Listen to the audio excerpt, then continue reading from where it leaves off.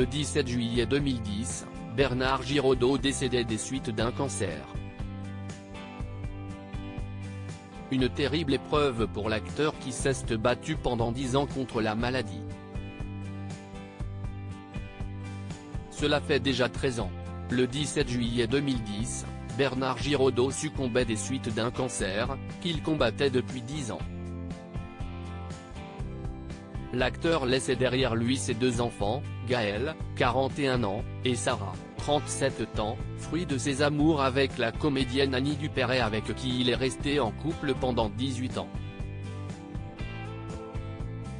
En mai 2010, le comédien devient chez moi, j'habite chez une copine, s'était confié dans un long entretien pour nos confrères de Libération.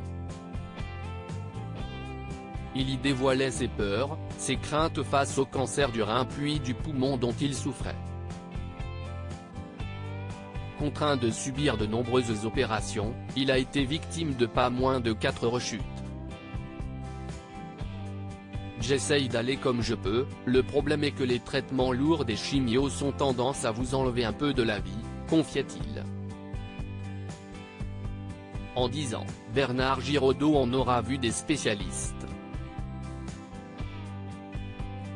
Si est-il long d'être en permanence entre les mains des médecins, des radios, des scanners. L'Institut Gustave Roussy, puis Pompidou, puis l'hôpital Tenon, puis encore Pompidou. Si est-il long, dévoilait-il, là.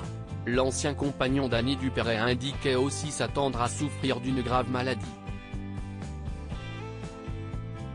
Cela tenait à mon existence qui avait de moins en moins de sens, une course effrénée qui me maintenait en permanence dans un état d'angoisse, celle qui peut accompagner notre métier d'acteur. J'allais où? Un manque de sens, de profondeur, de recherche sur l'essentiel. Et donc, le cancer est arrivé et je n'étais pas trop étonné. Mais j'ai repris, après, ce métier, avec une espèce de folie furieuse, et il a fallu que je rechute pour que je me dise, allez, stop.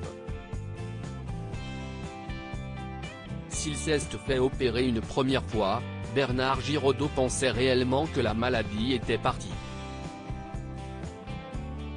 Mais ce ne fut malheureusement pas le cas. Après mon opération, je m'étais dit que j'allais tout faire pour changer ma qualité de vie, donner plus de temps aux gens que j'aime.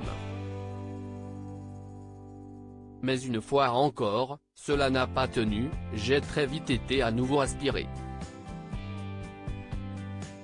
5 ans plus tard, je recevais le choc d'une deuxième annonce avec des métastases au poumon. J'ai eu une troisième récidive, ils m'ont enlevé notamment des côtes, on m'a mis des plaques. Et là, il fallait que je prenne ma décision. Je ne pouvais plus faire ce métier, je ne pouvais plus continuer à ce rythme. Alors oui, arrêtez, si est-il comme ça. Certes je peux lire des textes, je peux écrire. Mon regard sur les autres s'est aussi modifié, adouci. Des confidences très émouvantes.